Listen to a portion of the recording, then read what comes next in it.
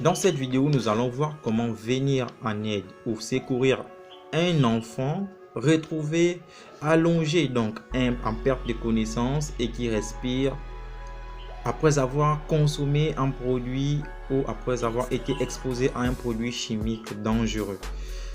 Également, nous allons apprendre à secourir un enfant retrouvé en arrêt cardio-respiratoire après avoir été exposé également à un produit chimique ou dangereux.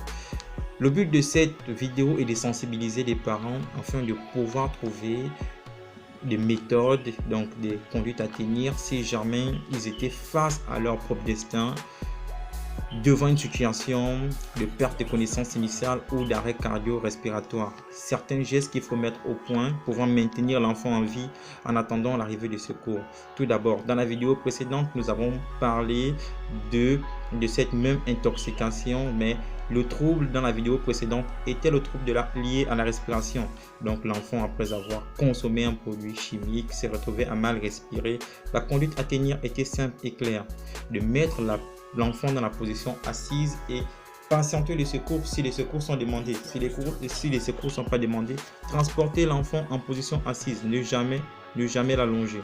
Si vous avez un véhicule ou vous-même vous prenez en charge l'enfant pour assurer le transport vers une structure hospitalière, amenez l'enfant en position assise.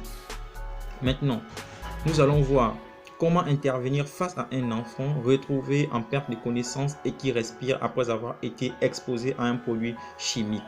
Les produits chimiques sont multiples dans nos maisons: de l'eau de javel, du gasoil, de l'essence. On a plusieurs produits qui nous aident à faire certaines maintenances ou que nous utilisons au quotidien qui ne sont pas bons à digérer. Donc, si l'enfant venait à consommer un de ces produits et que vous trouvez votre enfant allongé qui ne réagit plus, la chose à faire, c'est d'abord vérifier. Donc, il faut faire un bilan. Le bilan va nous permettre d'avoir certaines informations qui vont nous donner une certaine conduite à tenir. S'il n'y a pas un bilan, on ne peut pas déterminer de quoi s'agit-il ou bien ce qui s'est passé ou qu'est-ce qu'il faut faire.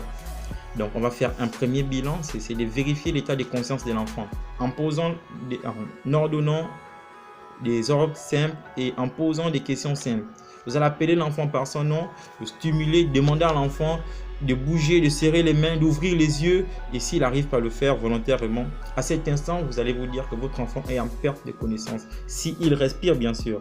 Donc, vous allez constater la respiration, vous allez regarder le ventre de l'enfant, vous allez voir un certain soulèvement ou un balancement thoracique ou abdominal, donc le mouvement de la poitrine et de l'abdomen, qui sont des signes qui vont prouver que l'enfant respire. Et à partir de cet instant, mettre l'enfant en position latérale de sécurité. C'est la position adaptée pour toute personne, enfant ou adulte, inconsciente et qui respire. Tout d'abord, alerter les secours avant toute manœuvre. Si jamais vous n'avez pas alerté les secours, c'est que vous avez forcément ou certainement une formation adéquate. Vous commencez à pratiquer le geste et ensuite vous alertez. Deuxièmement, si l'enfant, après avoir consommé le produit toxique, ne respirait plus et avait le cœur qui ne battait plus, à cet instant, on va parler de l'arrêt cardio-respiratoire. À quel moment parler de l'arrêt cardio-respiratoire? Il faut également faire un bilan. C'est le bilan qui nous permet de déterminer la conduite à tenir face à une situation. S'il n'y a pas un bilan, on ne peut pas trouver et deviner ce qu'il faudra faire. Donc, en faisant le bilan, il est simple. Il faudra poser des ordres et il faudra ordonner et poser des questions simples. Vous allez appeler l'enfant également par son nom et vérifier s'il réagit aux ordres que vous demandez. Vous demandez: serrez-moi les mains, ouvrez les yeux, serrez-moi les mains. Vous allez le réveiller, vous allez tout faire en tant que parent dans cette agitation. Si vous remarquez que l'enfant ne réagit pas, à cet instant, vous vérifiez s'il respire. Et s'il respire non plus, il est en arrêt cardio-respiratoire et chaque minute coûte une vie. Donc, vous devez commencer le massage cardiaque.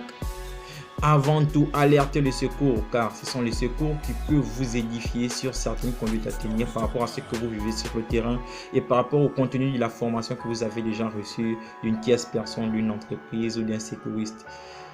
Le but de cette vidéo est de sensibiliser les parents sur certaines situations qu'ils peuvent être amenés à traverser en étant seuls.